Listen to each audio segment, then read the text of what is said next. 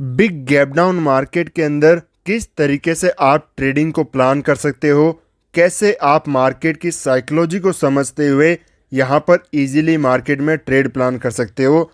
एक पॉइंट आपको हमेशा पता है कि psychology is supreme in the market. Market में साइकोलॉजी 80% काम आती है और सेटअप 20% काम में आते हैं।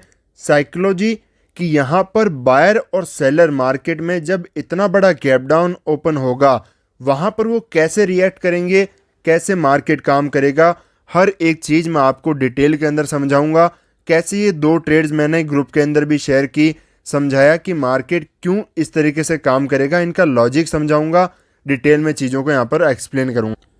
बड़े गैप डाउन के अंदर किस तरीके से एक ऑपरेटर मार्केट के अंदर काम करता है। प्रीवियस डे के चार्ट को यहाँ पर देखें तो काफ़ी अच्छी खासी सेलिंग यहाँ पर आया। मार्केट लोअर लेवल के पास में आकर भी होल्ड करने के बजाय कंटिन्यूस नीचे की तरफ प्राइजेक्शन बनाते हुए सेलिंग साइड में वीकली यहाँ पर क्लोज किया। अब जब मार्केट क्लियर है कि इस दिन बहुत वीक है, मार्केट में शार्प सेलिंग आई, हायर साइड यहाँ पर कंटिन्यूस जो है सेलर्स के एसएल पड़े हैं, खूब भर भर के सेलिंग हुई है यहाँ पर। तो यहाँ पर एक ऑपरेटर अपनी अच्छी खासी सेलिंग के अंदर पोजीशन बना करके बैठा है। प्रीवियस वीडियो के अंदर भी कल भी हमने बात की थी। उसके बाद क्या हुआ कि मार्केट यहाँ पर आज के दिन इतना बड़ा गैप डाउन ओपन हो गया, 750 पॉइंट गैप डाउन, और ओपन होते ही नीचे कंटिन्यूस अराउंड 900 पॉइंट का जब इतना बड़ा गैप डाउन ओपन हो जाता है तो कैसे हमें साइकोलॉजी को समझना चाहिए। यहाँ पर पोजीशन किसकी है, सिर्फ और सिर्फ सेलर की। कोई बायर है नहीं। यहाँ पर कोई 52,000 का सपोर्ट पर कोई बायर आया होगा तो मार्केट जैसे ही इतना बड़ा गैप डाउन ओपन हुआ अब उसका कोई मतलब नहीं है, उन सब के ऑलरेडी मार्केट के अंदर स्टॉप लॉस हिट हो चुके हैं। तो जो ये सेलर मार्केट में बैठे हैं उन्हें बहुत ज़्यादा अच्छा प्रॉफिट यहाँ पर दिख रहा है। तो क्या साइकोलॉजी होगी इनकी, मार्केट इनके अगेंस्ट में जाकर के इनके एसएल को कंटिन्यू नहीं खा सकता। दो चीज़ें होती है जब इतना बड़ा गैप डाउन मार्केट में ओपन होता है, या तो मार्केट कंटिन्यूशन में सेलिंग के अंदर चला जाएगा या फिर बाइंग के अंदर आएगा। जब कंटिन्यूशन में सेलिंग में जाएगा तो यहाँ पर कंटिन्यूशन में तेज सिर्फ तभी जा सकता है जब प्रीवियस चार्ट के अंदर पोजिशनल स्टॉप लॉस अवेलेबल हो, अदरवाइज वहाँ पर शार्प सेलिंग नहीं देखी जा सकती, क्योंकि बिना एसएल के मार्केट कभी काम नहीं करता।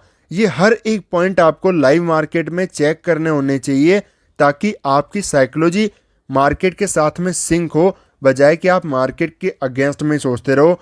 यहाँ पर सेलिंग और बाइंग दोनों ट्रेड प्लान की, इसका मतलब मेरा माइंड कंप्लीटली ओपन है मार्केट को देख करके कि मार्केट क्या करना चाहता है उसको समझने के लिए।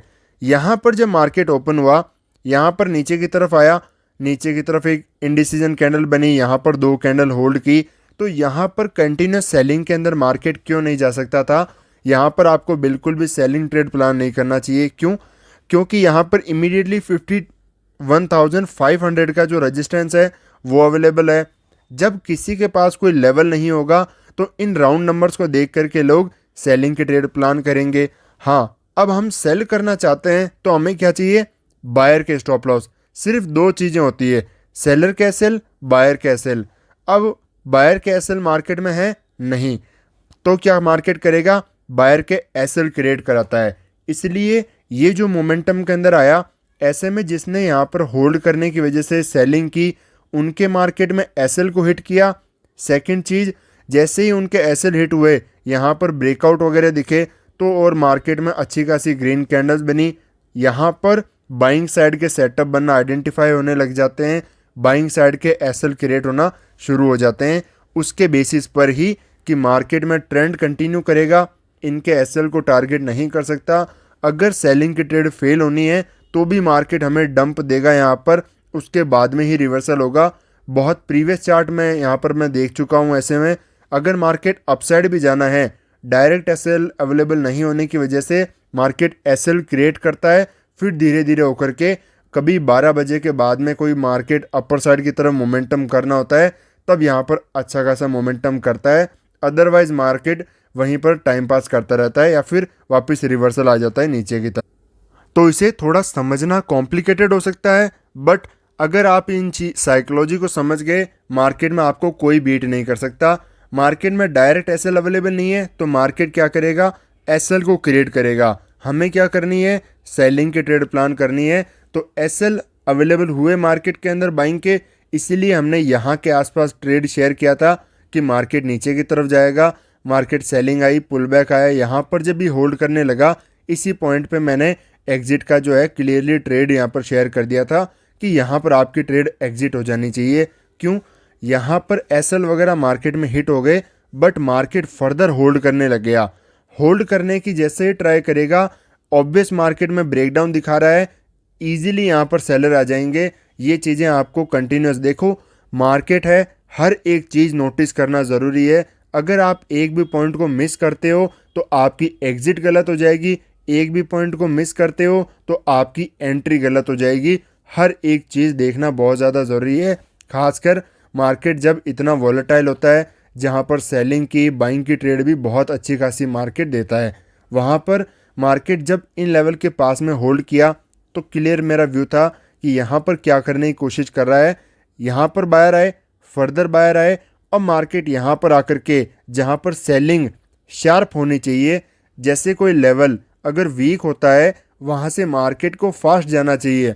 जहाँ से मार्केट होल्ड कर रहा है वहाँ से अगर होल्ड करने लग जाता है, यहाँ से शार्प सेलिंग आनी है, तो वहाँ पर रिवर्सल आने शुरू हो जाते हैं।